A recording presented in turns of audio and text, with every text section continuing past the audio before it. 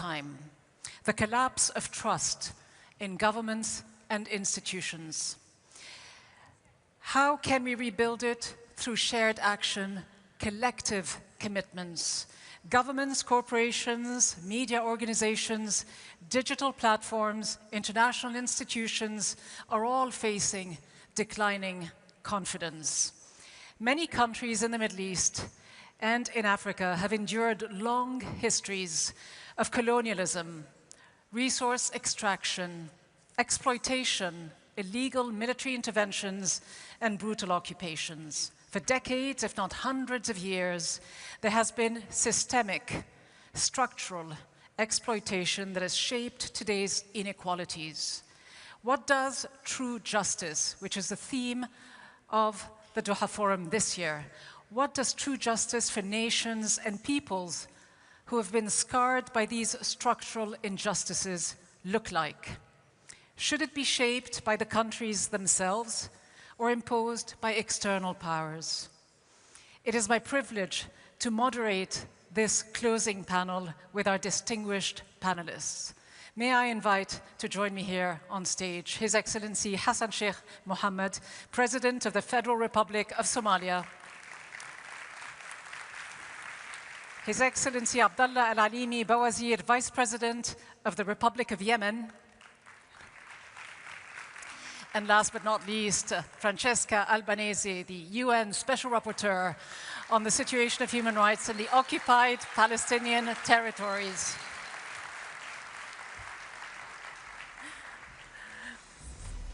Welcome to you all, and what a pleasure and a privilege to be sitting on stage here with you and to have Sheikh Hamoza with us in the audience as well. Let me begin with you, President Hassan Sheikh Mohammed. We talk about the issue of injustice and inequality, the loss of trust, but looking at Somalia's own history, briefly, one can say that it has been deeply shaped by foreign domination, colonialism. Its scars run very deep. It has been carved by colonial powers, the British, the French, the Italians, propped up by foreign backers as well, and left to struggle on its own, not just under the weight of decades of exploitation, but also decades of civil war, corruption, and security challenges. Let me ask you from your perspective, Mr. President, in Somalia, what are the key steps that you feel need to be taken to rebuild confidence and accountability? Thank you very much, and it's a great pleasure and honor for me to be here. Very much grateful with the presence of Her Highness Sheikh Moza. Thank you very much for offering us this opportunity. The issue of the justice is one of the fundamental issues that are staying in the world globally today, and in Africa in particular. Most of us, we have inherited a colonial justice system that might not be transcendent to our way of life, our culture, our values, and our beliefs as well. So that's one. The culture, not only the articles and the laws that are in place, but the way those laws have been accepted by the people. If the justice system does not have acceptance from the people, however it's good, it's beautiful, it will not work. In line with that, if I take the case of Somalia, as you rightly said, we didn't even inherit one justice system. We inherited from the colonial powers different justice systems. But however, we united those systems, but again, it didn't work for us for some time. Now, what we do is that Somalia has become a federal government with a level of autonomy to the local administrations and management of the people. So we decided to take the justice close to the people, number one. The people must have access to the justice at the lowest, the farthest corner of the country, everywhere. That is number one. Number two is whether the justice is based on the values. Somalia, the population of Somalia is 100% Muslims, Sunni Muslims, Shafi'i madhab, but even then, they have to see it, that the justice system responds or is in line with their value and their beliefs. That's why we have incorporated and aligned the values of the people. So the third point is how the people, the leadership of the country, or the leadership of a particular part of the country is so close to the people. If we took the style of the colonial powers where the colonial authorities were separate from the local people, now what's required is the leadership has to live with the people in the good days, in the difficult days, in the needy days, in the prosperity days, all this. So these are some of the fundamentals that I say that justice can be accepted and implemented in a fair way. Not only writing very, very good articles and laws only. Thank you. So give us specifics about what kind of steps you and perhaps other African leaders are doing today to make sure that the future that you are building, the kind of justice that you do say you seek, is one that actually works for the youthful population of Africa and Somalia, a very rapidly growing population, half of the population under 25 years. And the same goes for the continent as a whole. 60% of the continent is under 25 years old, and it is the fastest growing population in the world. What are you doing to make sure that they can believe in the future? As I said earlier, one important aspect is how to incorporate the laws of the country with the traditions and the values of the society. There are traditional laws that is not written, many of them not written, but accepted by the people. The justice system in that country has to reflect some of those traditional laws. Those traditional laws that cannot compete or follow with the modern way of life maybe can be reviewed or changed, but the people, what they believe, that's what I'm saying, the acceptance of the people is very important. And traditional laws are laws that has been accepted by the people. Many of them are not written even, but even then, again, from one generation to another, that's number one. Number two, the youth is to involve in the making of the laws. When a law is to be established, it has to take time, go to the people, explain to them what this law says, and get their input. That's how the people, particularly the young generation, feel that they are part, or they own the laws that are going to be implemented soon. And too often they feel left out of the decision-making as well.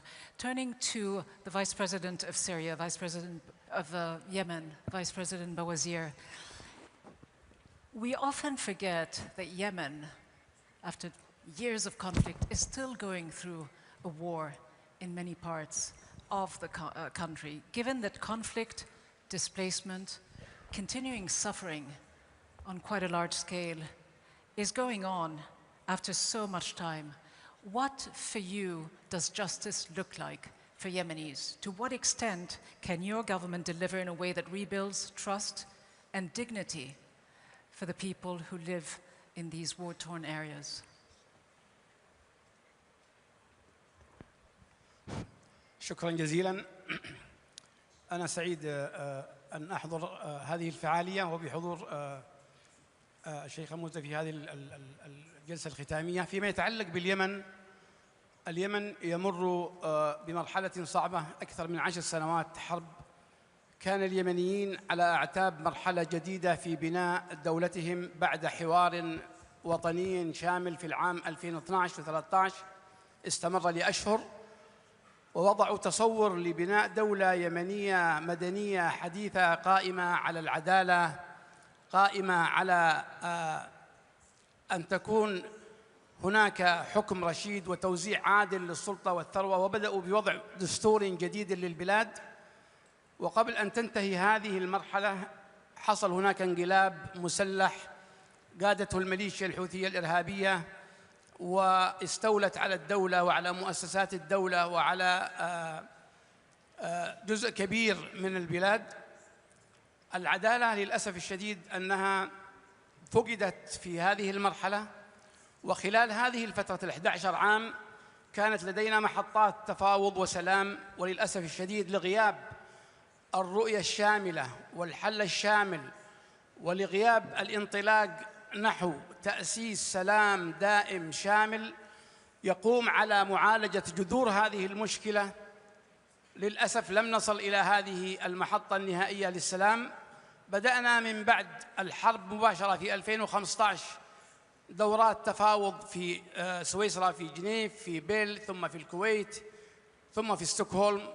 كل هذه المحطات للأسف لأن لم نشخص جذور هذه المشكلة. انتقلت الحرب اليوم من صراع داخلي إلى صراع متعدد الأطراف، دخل فيها الجانب الطائفي والجانب السياسي والجانب الاقتصادي والبعد الإقليمي والبعد الدولي، وأصبح الحوثي اليوم مهدد إقليمي ودولي عابر للحدود. بهذا المستوى تشابكت فيه المشكلة وتعقدت وغابت فيه مفهوم العدالة. اليوم إذا أردنا أن نحقق للشعب اليمني عدالة حقيقية هو بأن ننظر إلى اليمن ليس كمهدد ولكن كفرصة حقيقية يمكن أن تتحول من مهدد أمني يهدد الإقليم والعالم إلى فرصة لبناء دولة حقيقية. اليمن بلد عظيم له تاريخ كبير ولديه تنوع جغرافي كبير ولديه كتلة بشرية شابة قادرة على أن تعمل، لديه سواحل كبيرة، لديه مقومات أن تكون وأن تتحول من تهديد إقليمي ودولي إلى فرصة حقيقية لبناء دولة كبيرة قائمة على عدل وعلى مساواة وعلى حكم رشيد وعلى توزيع عادل للسلطة والثروة. العالم اليوم ينبغي أن ينظر لليمن بمنظور مختلف، حتى يوم أن نقدم مقاربة سياسية ينبغي أن تكون مقاربة قائمة على استغلال هذا الملف لتحويله من ملف حرب وملف تحديد أمني وملف ما يسمى بعود الكبريت الذي يمكن أن ينفجر في أي لحظة إلى بلد قادرة أن تنمو وإلى أن تعيش وإلى أن تضع هذه الفئة الكبيرة من الكتلة البشرية في محل آمن. الأساس اليوم العدالة ينبغي أن تكون، لأنه بدون Let me ask you, if I may interrupt, what this justice that you are thinking about, what it requires, to what extent does it require accountability, holding not just, as you mentioned, the internal local actors accountable for some of the crimes that have been committed over the last decade, but some of the external actors who have been fueling this ongoing war. Yemen is often referred to as one of the poorest countries in the world. Do you have the wherewithal to seek justice and accountability? نحن في الحقيقة خطة العدالة اليوم تقوم أساساً أولاً على الانتصار للشعب من خلال تقديم خدمات نوعية لأبناء الشعب وخروجهم من مرحلة الحرب إلى مرحلة السلام. العدالة إذا أردنا اليوم أن نتحرك فيها فهي أن تنصب الجهود الإقليمية والدولية مع الجهود المحلية لوجود حل سياسي عادل يحمل اليمن من مرحلة الصراع إلى مرحلة السلام. أما ما يتعلق بعدالة المحاسبة، كل بلد تتعرض لحرب هناك أخطاء كبيرة ترتكب سواء داخلياً أو خارجياً. للأسف تحولت اليمن إلى ساحة صراع لقوى مختلفة. اليوم هناك تخادم للحوثيين. أنا أحيي الأخ الرئيس الصومالي بجنبي هنا. هناك تخادم للحوثيين مع جهات داخل الصومال، وأعتقد أنه الإخوة في الصومال يعانون لأن هناك، وتقرير الأمم المتحدة وفريق الخبراء أكد على أن هناك عمليات تنسيق لتهريب سلاح لتدريب مسلحين، وأصبح الحوثي تهديد عابر للحدود. العدالة تحتاج اليوم أي مرحلة قادمة تقوم على أولاً أن نؤسس لمرحلة جديدة في اليمن تقوم على أن اليمن تعود إلى مرحلة القانون، تعود إلى حكم حقيقي يستند الناس فيه إلى مرجعية القانون بدون أن تكون عدالة انتقالية. واحدة من الملفات التي تم الاتفاق عليها في مؤتمر الحوار الشامل هي العدالة الانتقالية. هذه العدالة ينبغي أن تكون في مرحلة تسوية الحرب، واحدة من البنود التي يخضع الناس جميعا لها. كل من تسبب في مأساة اليمنيين، كل من تسبب في معاناة اليمنيين ينبغي أن يأخذ حقه العادل وفق القانون الإنساني والدولي في هذا الأمر. Thank you, Vice President. Francesca Albanese, obviously we just heard the view from Africa and another part of Asia, but there is absolutely no shortage, is there, of inequalities, injustices from Africa to the Middle East, but specifically and perhaps nowhere more than in occupied Palestine, which is your mandate. It isn't just governments and political leaders who are either unable or unwilling to fulfill some of their legal and moral obligations. It's also major institutions like the United Nations, given the fact that it is the world's foremost peacekeeping body. It has failed repeatedly, as we all know, to secure a ceasefire for Gaza over 2 years. It was blocked by one permanent member at least 6 times. How do you deliver justice for Palestinians, given this reality, and would it require accountability, including from outside actors who have, for the past 2 years, either stood by silently or were complicit, actively fueling Israel's war machine? Good afternoon, everyone. I would also like to extend my appreciation and gratitude to the Doha Forum, Excellencies, Sheikh Moussa. I think that if there is a word that comes to my mind more than any other these days, is rapture, is apocalypse. I've often described the situation of Gaza, of Palestine, in fact, as apocalyptic, and I'll get back to it, but the question of rapture is harshly felt inside the international system. Those who behave, those who believe, those who advocate for the application of, and those who have to use international law as a compass to guide politics. And today they are confronted with the reality where the compass works. It's not international law that has a problem, it's politics. It's politics that has completely lost its moral compass. And is it new? No, it's not new. Palestine bears testament to all injustices that other parts of the world, like Somalia, Yemen, and many others of distinguished representatives who are here today speak to. What I think, and also the breaking of the trust into the political system, I'm equally horrified as a lawyer, as a special rapporteur, to see the United Nations, the organizations whose very existence is connected to the never again, to the crimes, to the horrible, abominable crimes that were committed during World War II, to make sure that we do not get there again, that never again is really respected, to preserve peace and stability, premised upon the respect of everyone's dignity and equality. I'm equally horrified, I was saying, to see that, yes, it took 2 years to arrive, to vote, to pass a resolution that included the ceasefire, but also the fact that now the ceasefire has been agreed upon. This is becoming the new tool for Israel to continue the genocide, to continue what the genocide didn't achieve. The ethnic cleansing of Palestine, the total crushing of the Palestinians' right to self-determination. And this is why I say this is a moment that calls for full introspection and realization of how are we making to repair that trust. Because the trust that is at the basis of the social contract that exists at the domestic level in democracies, but also at the international level in the United Nations, is under test today. If you see, for one thing, I'm proud to be a Western person, a European today, is not just because of the system of values premised upon the respect of international law, the rule of law, or equality before the law. No, it's the young people, the young generation, which in the West has been the first from the United States to Europe to Australia and other places, former colonies, former settler colonial endeavors. They have stood up against the genocide. They have been the first to protest, followed by the workers. And what they have been met with?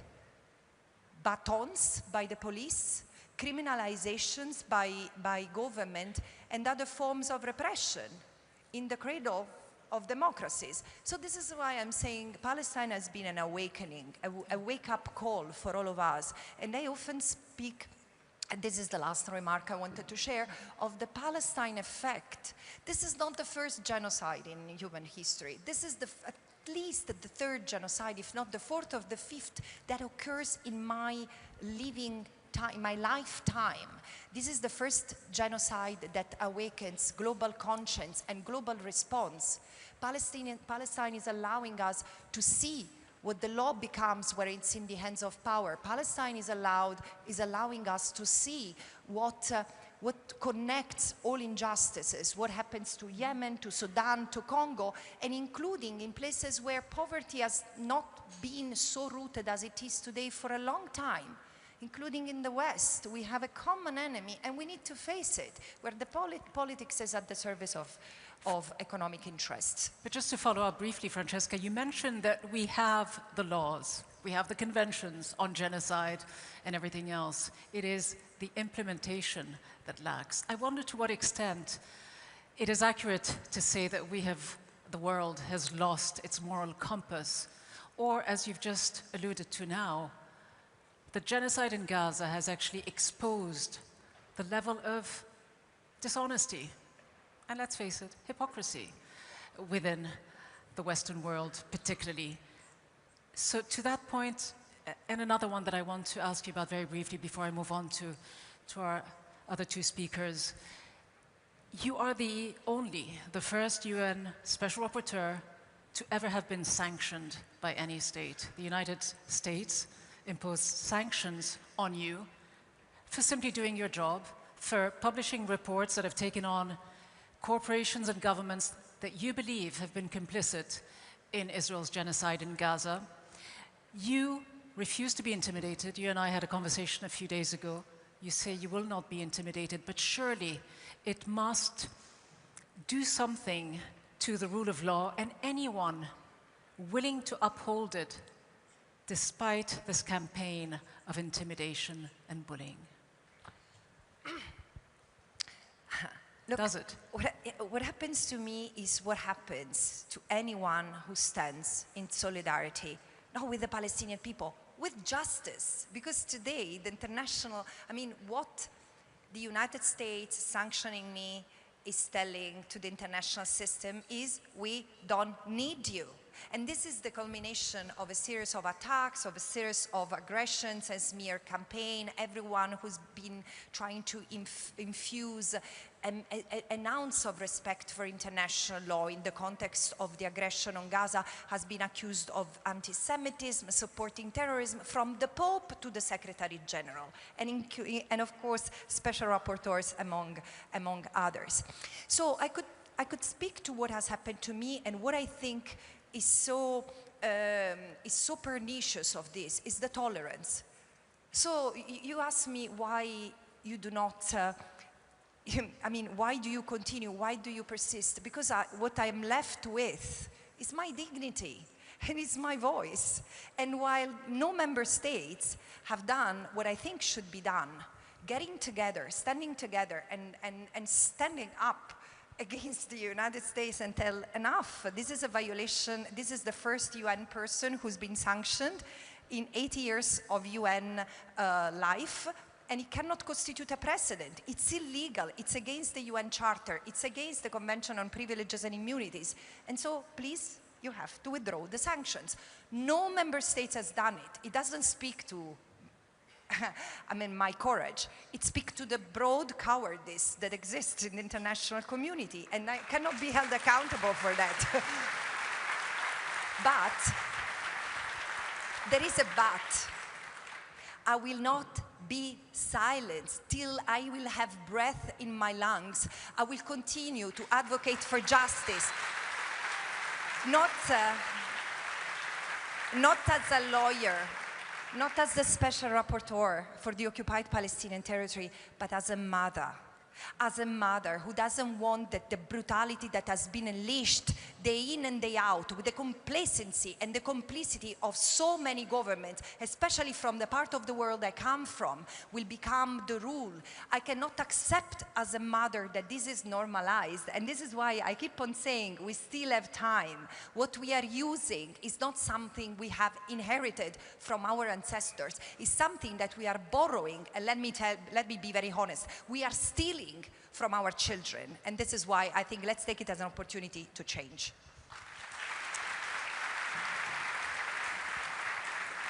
Thank you very much, Francesca. President Hassan Sheikh Mohammed, just looking and reflecting on what we just heard, and speaking as an African leader who has seen for years the way the current world order, the Western-dominated rules-based order, uses our global institutions, our legal mechanisms as tools against the powerless. The Security Council of the United Nations to this day doesn't have a single African permanent member. How important is it to change this reality? The ICC, we know, has operated for years with a focus on African leaders. How do you view the current system, and what needs to happen? Can we carry on with this same system, or do we need some kind of overhaul, not to say revolution? Well, the international or the global system of justice has been shown the weaknesses and the cracks it has already developed and working. The problem of the international law is that there is no watchman that you can call at any time that there is a violation. Proper implementation and enforcement is where we are losing. When the international crimes become intertwined with the interest of some other nations that are bigger in voice, bigger in power and in position, and they don't want to implement the international law, international law is there to protect the weak at the global level. Nations that have no bigger voice, nations that have no military capability to defend their interests, all these were the establishment, but unfortunately, it's not working that way, as she said. What has happened in Gaza was really a very good demonstration for the weakness of the international law that has happened. So what needs to happen to change this? Because we are now seeing the emergence of smaller actors in the developing world, especially the global south, like South Africa and others, take on the big powers. There is always a voice, and it's growing, that many of the international systems that were established or founded after the Second World War is not functioning or is not functioning properly. So review of all, including the major institutions like the United Nations, is now under discussion. The voice is there, but still there are obstacles on the way to do the necessary review for that. Somalia, being a non-permanent member of the United Nations Security Council right now, we are advocating for that purpose, and I believe that it's getting momentum. It's a matter of time before that happens. That is the international or the global order or system. If I go back to the countries, there are so many challenges in Somalia, and countries like Somalia, post-conflict, fragile countries. This is the story. But there are also opportunities in it to review the whole systems in place. So, said earlier, and said my colleagues as well, trust. However, the system is beautiful and good. If the people that this system serves does not believe it, does not have the trust on it, it doesn't work, and it cannot work. So one of the main reasons is how can we make our people trust the system? As I said earlier, one of the things is that they need to feel ownership of the system. They should not see the system as imposed by higher authorities or by foreigners or by other interests. They need to feel that this is theirs, their contribution, their ideas, their worries, their wishes are there in it is very important. The second aspect is how can we make trust is earned. You cannot impose trust, or you cannot push trust. It's earned. You have to earn the trust. The system of justice has to earn the trust. And in order to earn, structurally, it has to be built. How far the system is independent from political interference. How far the system is structured and the people running the system are credible people. These are some of the important issues. How far the system advocates for equal distribution of resources and opportunities in that particular country. When these measures are there and when these measures are sold to the people, that it's true, then only so in Somalia now we're establishing structures that are independent from the politics, like independent judicial service commission that's independent from the other administration. We are serving also structures like Human Rights Commission, anti-money laundering status, anti-corruption. So these structures are voices, or structures where the people can go without going to the minister or to the parliamentarian or to directly someone who is free from all these influences. That's also the structural system of the justice system. Of course, and they require not just people's participation, but transparency as well from the government. But talking about one fragile state and moving on to another, Yemen, again, Vice President Bawazir, not just looking at the structural changes that you need to do internally, but looking at the global system. Yemen being a very interesting case in point, a war that has gone on so many years with the Security Council standing by, violations happening probably on a daily basis. It's far away from the news. It's dropped off the radars. What needs to happen? How important is it for you that something fundamental changes in the international global system? شكرا جزيلا. دعيني ابتداء أن أحيي السيدة فرانسيسكو على موقفها وعلى ما اتخذته باتجاه القضية الفلسطينية وما تعرض له الشعب في غزة. ما يتعلق باليمن للأسف الشديد أنه استمرار الحرب لمدة 10 سنوات واحد من الأسباب يعود إلى أنه الأدوات الدولية كانت أضعف من أن تقف في وجه هذه الحرب. لدينا مجلس الأمن الدولي نزل إلى اليمن في 2013 وعقد اجتماع داخل اليمن يعزز التجربة اليمنية في الانتقال السلمي والسلس للسلطة. ثم بعد الانقلاب في 2014 أصدر مجلس الأمن الدولي قراراً برقم 2216 يحدد آلية إنهاء هذا الانقلاب. ثم بعد ذلك أصدر قراراً في 2015. للأسف الشديد هذه الأدوات الدولية فقدت فاعليتها في منع هذه الصراعات. لنا اليوم أكثر من 11 عام في هذه الحرب، ولدينا قرارات ومرجعيات دولية ومرجعيات إقليمية ومرجعيات محلية، ومع هذا للأسف الشديد لم تساهم في إنهاء الصراع أو إنهاء الحرب. مجلس الأمن الدولي لدينا الآن مبعوث للأمم المتحدة خاص باليمن طيلة هذه الفترة، وأشرف على عدد من جولات التفاوض، لكن هناك غياب لدور دولي فاعل حقيقي وجاد لإنهاء الصراع في اليمن.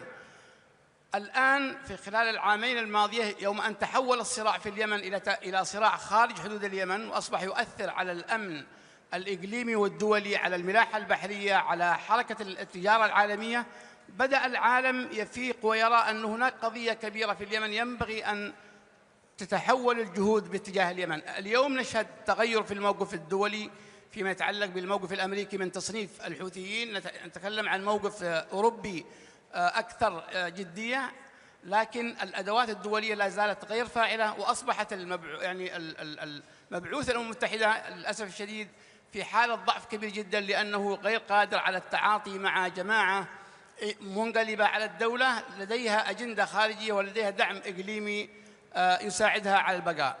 هذا ما يتعلق بدور المجتمع الدولي في إنهاء هذه الحرب. الأصل الآن أن تكون هناك مقاربة إقليمية دولية محلية لإنهاء هذا الصراع بشكل جاد. شكرا جزيلا. Thank you, Vice President. To you again, Francesca, if I may. You know, I'm reminded of something Noam Chomsky once said. He said that your rights correspond to your power and your wealth. Do you believe that is true in the Palestinian context, in the sense that the Palestinian people do not have much international support, not on a popular level, but with governments, because of their lack of power and wealth to a certain degree? As a European, do you think this is a turning point? Yes, yes, I think it's a turning point. And also this is what is so interesting about the history of Palestine. I was recently in South Africa, where I realized something beautiful that surprised me. We tend to think as Nelson Mandela quite as a unique, and he was a very special man. But if you go to South Africa, you realize that Nelson Mandela couldn't have been born in any other country, in the sense that the South Africans have a strength that it's almost incomparable to anything I've seen. Why? Because this is a people that has really fought for centuries, and one of the most horrible forms of settler colonial domination, and which in the last 50 years of its life were known as apartheid. But Nelson Mandela was one of the most famous quotes of his is, South Africa, we will not be free until Palestine is free. What did he mean? Why didn't he say Somalia or Yemen or any other country? Because of something that linked South Africa and Palestine. It's the European settler colonial mentality that still underpins what Israel is doing to the Palestinian people, and especially in the occupied Palestinian territory. So do I see a moment of redemption? Absolutely. And it's in the power of the Palestinians, because they have not been defeated, they still, and I'm not talking of armed resistance, no, I'm talking of resilience. Sumud, which is the most defining value for the Palestinian people, has become a universal term. Thank you. This is for the Palestinians, I guess. People in Europe know what Sumud means, and its resilience, and its steadfastness. And is it an opportunity for the governments? Yes. Yes, because we still need them. We still principle leadership. Leaders who put rights before profits. People in governments who are able to make sacrifices and act with dignity and integrity. There is always time, but time is not infinite. And so I do think that the word we need to pursue in order to reorient political conduct with the compass of the legal compass, what international law says, is justice. Can we stand all together for justice, for a world that is more just? Because this is what people are asking. They're standing against a place where might makes right. And in fact, the people of the world are getting united from Malaysia, Yemen, Somalia, South Africa, to all places on the world, not just the young people, the workers striking, and civil servants breaking the ranks, demonstrating that you can be more civil than servants. This is the cusp of a revolution. The reason why I'm still hopeful is that the power of the Palestinians is intact. And today, Palestine doesn't just mean Sumud. Palestine is speaking the word and the verb and the grammar of justice. Thank you very much, Francesca. In the remaining few minutes, if I can just go to each one of you, starting with you, President Hassan Sheikh Mohammed. Just hearing what Francesca just said, the way Gaza, Palestine, has galvanized the entire world. To what extent do Somalians, I think it's almost a rhetorical question, feel that Gaza reflects their own struggles and the struggles of the entire world? Well, the world has witnessed what has happened in Gaza, And I don't think that there is someone who can defend that in legal terms or in a moral compass terms as well. But as Francesca rightly said, that the Palestinian people are very resilient people, and they have been resisting for the last 70, 80 years. So it is not something that is new to them. I think it has tarnished the sense of justice and trust in the eyes of the world today. Many big voices or big powers in the world today has lost the moral compass to stand in front of the people and said, this is justice or this is injustice. I think the whole globe, the whole world, the international community as a global has a stand with the Palestinians. That's a proof that what has happened in Gaza has no morality in the human sense of morality. I think this will continue, and this will be a turning point for the international system of justice and international system of diplomacy as well. Yes, there's a lot of pain, a lot of grievance that the Palestinian community will ever remember, but once they get what they want, I hope that they will stand up with the rest of the world. And the world has shown that. That is what the United Nations Security Council reform is necessary. The system, I will not say the global system has collapsed, but it needs a review. And case example, very good case example is the Palestinian case right now. Thank you. Thank you very much indeed, President Hassan Sheikh. Mohammed, to you, Vice President Bawazir, your final thoughts on the situation in Gaza, the injustices faced by the Palestinian people, their struggle. How optimistic are you that this is a pivotal moment that has awakened the world and that will force change and justice? في الحقيقة أنه ما تعرضت له غزة وما تعرض له فلسطين كان وصمة وعار في جبين العالم جميعاً. لكن دعيني هنا في هذه اللحظة أن أحيي الدور الرائد والكبير لدولة قطر والجهود الكبيرة التي قادتها مع إخوانهم في مصر ومع باقي الجهود في محاولة لرفع الظلم والضيم الذي تعرض له الشعب الفلسطيني. الذي حصل في غزة يندى له الجبين. هناك صمود عجيب وهناك درس للإنسانية جميعاً فيما يتعلق بصمود الفلسطينيين وتضحياتهم وصبرهم وحجم الألم والمعاناة التي تعرضوا لها كبير جداً.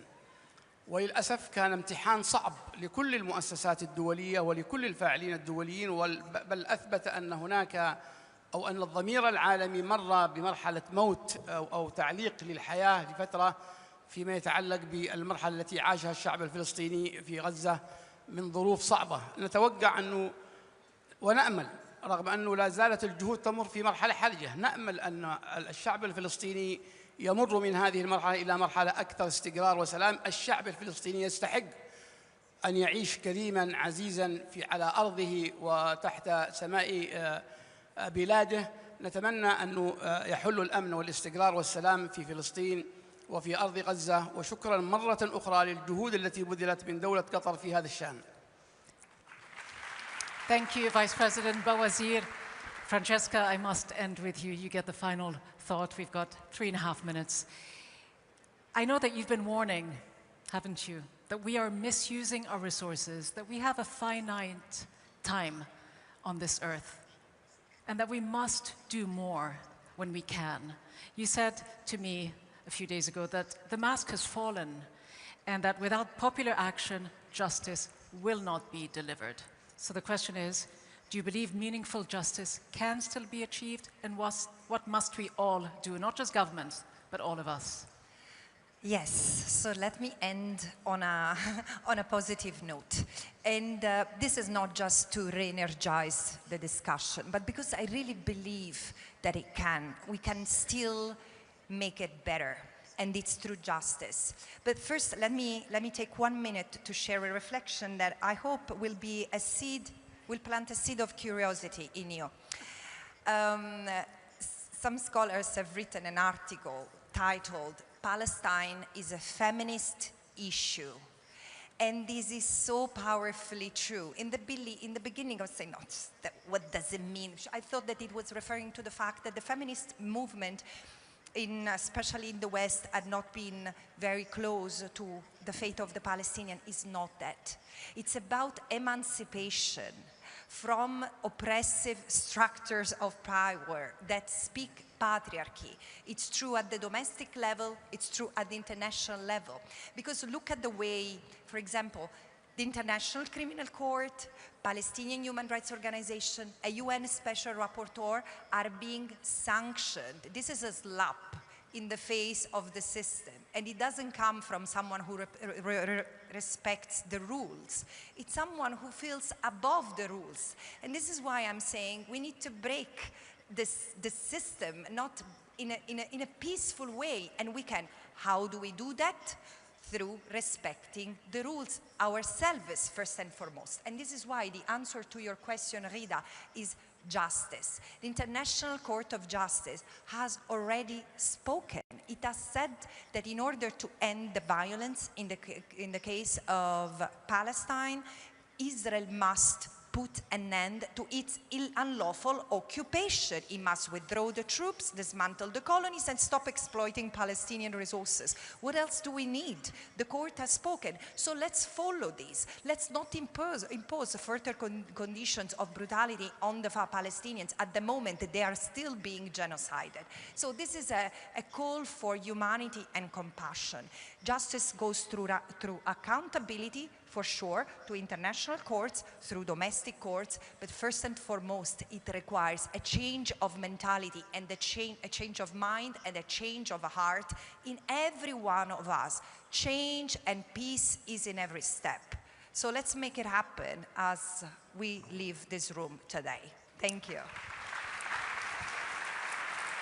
A call to action. Thank you very much, Francesca Albanese, Vice President Bawazir, and President Mohammed. Thank you all very much indeed. And as I invite you to regain your seats, we will move straight into our closing ceremony here. As we come to the end of the official program of the 2025 Doha Forum, we are honored to have with us this year, for the first time, someone who has spent her entire life fighting for justice. She has done it both at home and in the wider region by empowering the younger generation and women through education. Here in Doha, it is not an exaggeration to say that her vision and determination